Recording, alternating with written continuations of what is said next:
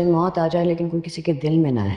इस रास्ते पर इतनी तकलीफ होती है, वो रास्ता ही बदल लेना चाहिए। मेरे जितने बिगड़े हुए सुधरा नहीं करते, और आइंदा के बाद आयरा का नाम मेरे सामने कोई नहीं लेगा। जब से कामयाब जिंदगी में आए, जिंदगी आसान नहीं है मेरी। अस्सलाम वालेकुम व्यूअर्स, ड्रामा सीरियल मेरी ज़िंदगी है तो क्या आने वाले एपिसोड में आप देखेंगे कि कामियार को जब होश आता है तो आयरा हॉस्पिटल में आती है कामियार को देखने के लिए, लेकिन कामियार का रिएक्ट कुछ और ही होता है। वो आयरा को देख के अपना मुंह फेर लेता है, जिससे आयरा को बहुत ज़्यादा दुख होता है। फिर आयरा वहाँ से चली जाती है। इंसान ज़िंदगी में मर तो जाए लेकिन कभी किसी से प्यार ना करे। जब से कामियार मेरी ज़िंदगी में आया है, मेरी ज़िंदगी से सुकून चला गया है। हर वक्त मैं कामियार को लेके परेशान रहती हूँ, क्योंकि व्यूज़ कामियार का बदलता हुआ रवैया किसी को भी परेशान कर देगा। कभी वो बहुत अच्छा बन जाता है और कभी वो बहुत बुरा बन जाता है। आयरा का बाप आयरा को समझाता है कि बेटा, जिस रास्ते पे मुश्किल ही मुश्किल हो, कांटे ही कांटे हो, तो उस रास्ते को छोड़ देना चाहिए। और अब आयरा मेंटली तौर पे बहुत ज्यादा कंफ्यूज है। वो कामियार के बारे में सोचना छोड़ना तो चाहती है, लेकिन कामियार कुछ ऐसा कर देता है कि जिसके बारे में सोचना आयरा के लिए मजबूरी बन जाता है। आयरा का बाप आयरा की शादी खावर के साथ करवाने के लिए मुकम्मल तौर पर तैयार है, लेकिन आयरा इस बात को अभी एक्सेप्ट नहीं कर पा रही, क्योंकि आयरा के दिल में अभी भी कहीं ना कहीं कामियार जरूर मौजूद है।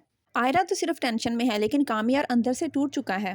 कामियार कहता है कि मैंने आयरा को टूट के चाहा था, लेकिन उस लड़की ने जितनी मुझे तकलीफ दी है, अब उसका जिक्र मेरे सामने कोई भी नहीं करेगा। लेकिन फिर कामियार की दादी उसको समझाती है कि दुनिया का सबसे मुश्किल तरीन रास्ता जो होता है वो किसी के दिल तक पहुंचना होता है। तुम्हें हिम्मत नहीं हारनी, तुम्हें सच जानना है और फिर वही सच तुम्हें आयरा के सामने लाना है। फिर ही वो तुम पे यकीन करेगी, तुम्हारी मोहब्बत पर भरोसा करेगी। इसी तरह से तुम्हारी तकलीफ कम होगी। तो व्यूअर्स, देखते हैं कि कामियार ये सब कर पाता है या नहीं, क्योंकि ड्रामे का एंड तो यहीं पे ही होगा, जब कामियार आयरा के सामने हकीकत लेके आएगा।